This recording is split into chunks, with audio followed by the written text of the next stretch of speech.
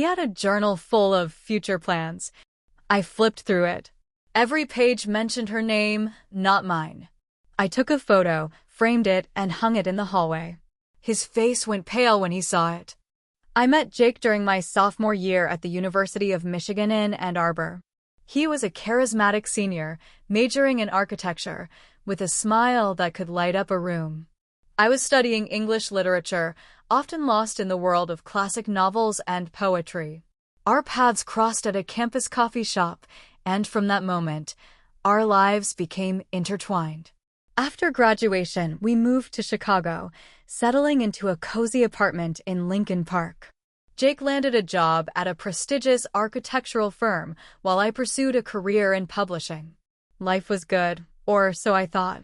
One rainy afternoon, while organizing our bookshelf, I stumbled upon a leather-bound journal tucked behind some old textbooks.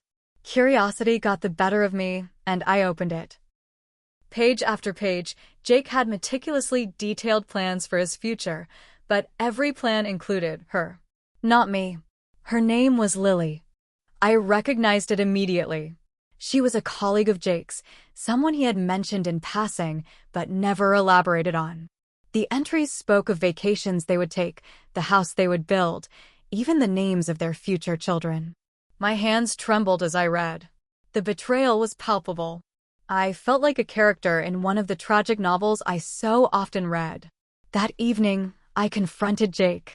He denied everything at first, claiming the journal was merely a creative exercise. But the evidence was undeniable. Eventually, he confessed to an emotional affair with Lily, insisting it had never become physical. He begged for forgiveness, promising to end things with her. I was devastated but not ready to give up on our relationship. We agreed to attend couples therapy and work through our issues. However, trust, once broken, is hard to rebuild. Months passed, and while Jake appeared committed to repairing our relationship, I couldn't shake the feeling that something was off. One day, while he was at work, I decided to take a photo of the most incriminating page in his journal, the one where he described proposing to Lily under the Eiffel Tower. I printed the photo, framed it, and hung it in our hallway among other pictures from our travels. It blended in seamlessly, a silent testament to his betrayal. Weeks later, Jake noticed the new addition to our gallery. His face went pale as he recognized the page.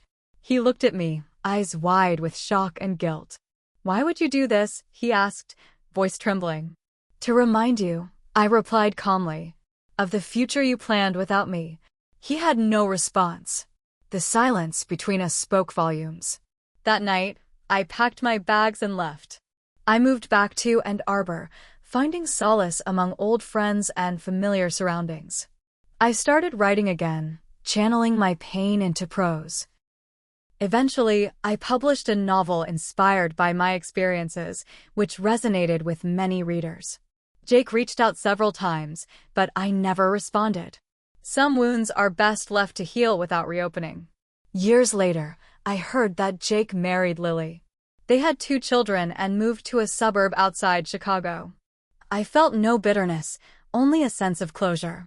Sometimes, the best revenge is living well and telling your story. After I left, I thought that was it. I figured he would move on with Lily and I would rebuild on my own.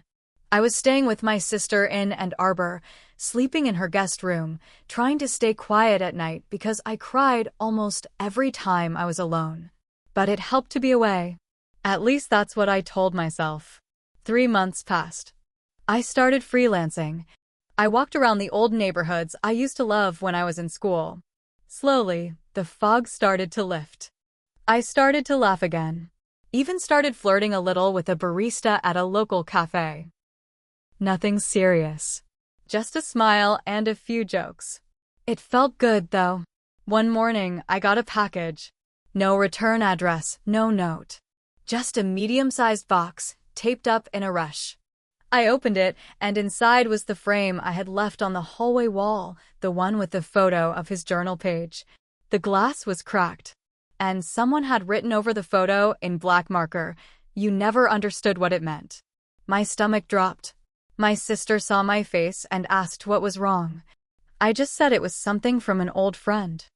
I didn't want to explain it all again. I texted Jake. Just one line, "Was that you?" He replied within seconds, "No. But I know who it was." I didn't ask more. I didn't want to give him the satisfaction of dragging me back into anything. But the next morning, I woke up to find my car tires slashed. 4 of them. Clean cuts. No robbery. Nothing else taken. Just the tires. The cops came and made a report, but of course, there wasn't much they could do. I had no proof. No cameras in that part of the street. The next day, I got a message on Facebook. A profile with no photo, no info. Just one message: "You should have stayed quiet." I felt like I was losing my mind. Was this Lily? Jake? Someone else? Was I imagining things? My sister begged me to stay inside. I started looking over my shoulder every time I left the house. Then, 2 nights later, I caught someone outside. They were near the garage in the dark. I heard something metal hit the ground. I turned the floodlight on and yelled. They ran. I called the police, and this time they took fingerprints. I didn't know if it would help, but something changed after that. Jake showed up the next day, in person. Just walked up the steps and rang the doorbell like nothing had happened. "I need to talk to you," he said. "No," I said, and I started to shut the door, but he stopped it with his hand. "She's not who you think she is," he said quickly. "She's not okay. You don't understand what I was trying to do." I looked at him. Same face, same tired eyes, but something was different. He looked scared. "She found the journal. The whole thing. After you left, I thought I could hide it. But she found it. She thought I wrote it recently. Thought I was still in love with her. But I wrote most of that years ago." "That makes it worse," I said, stepping outside and shutting the door behind me. "You wrote plans about her when you were living with me." "I know," he said. But I stopped. I never gave it to her. I kept it hidden, I swear. But once she found it, she changed. She started watching my phone, going through my emails. She started threatening my coworkers. I crossed my arms. "Why are you telling me this?" "Because she thinks you're still a problem. That you ruined something. She's obsessed now. It's not just about us anymore. She's spiraling." I stared at him. I didn't want to believe anything he said. But deep down, something about the last few weeks started to make more sense. "She came by the apartment last week," Jake said, lowering his voice. "She said she fixed something I forgot about." I didn't get it until I remembered the frame. "So what now?" I asked. "I don't know," he said. "But I think she's going to keep coming. And I think you need to be careful." He gave me a piece of paper with a number on it. "This is her old therapist. She stopped going months ago, but they might tell you something." "They can't tell me anymore." "Why would they talk to me?" I asked. He shrugged. "Because you're not her ex. You're just someone she's targeting." Maybe that's enough. I didn't want to be involved. I didn't want to hear about Lily or Jake or their twisted mess. But I couldn't pretend it was over anymore. Not when someone was breaking into garages and slashing tires. I took the paper. I didn't thank him. I didn't say goodbye. After he left, I sat with it in my hand for a long time. The phone number just stared back at me. A new kind of decision was forming. One I didn't expect. But I wasn't going to be the victim in someone else's story. I would call. But not for him. I'd call for me. I waited 2 days before calling the number. I couldn't tell if it was fear or pride holding me back. Maybe both. But after waking up to find my sister's dog barking wildly at 3 a.m. and the motion sensor light on in the backyard, I stopped hesitating. I called in the morning. The number belonged to a private clinic in Evanston. The receptionist was polite but stiff. When I asked about Lily, she paused. "I'm sorry, we can't give information on current or former patients." "She's been showing up at my house," I said. "She's vandalized my property. She sent me threats. I need to know if she's dangerous." The woman on the line went quiet for a moment. Then she said, "Hold, please." I thought she'd hung up. I almost set the phone down when someone else answered. A different voice. Male. Calm. I can't confirm or deny any connection to a patient, but I can tell you that if you are experiencing harassment, you should contact the authorities. Especially if the individual involved has a history of paranoid delusions or obsessive behavior, which, hypothetically, may escalate if they feel abandoned or betrayed. That was all he said. But it was enough. She wasn't just jealous. She was unraveling. That same day, I got a message from an unknown number. Just a photo. It was me, at the cafe near my sister's place, taken from across the street. I was drinking coffee, looking down at my phone. The message said, "Keep pretending nothing happened." I went to the police again. I showed them the message. They said they'd look into it, which meant I was on my own again. So I started gathering everything, screenshots, the slashed tires, the frame in the mail, the break-in report, everything. I wasn't going to sit and wait. Then, things took a turn I didn't see coming. I got a call from Jake's mom. I hadn't spoken to her in over a year. She was sobbing. "Is Jake with you?" "No," I said. "Why would he be?" "He didn't come home last night," she said. "He was supposed to pick up some things for the kids. He never showed." Lily said they got into a fight. He left and never came back. I didn't know what to say. I hated him, but this wasn't about hate anymore. Something was seriously wrong.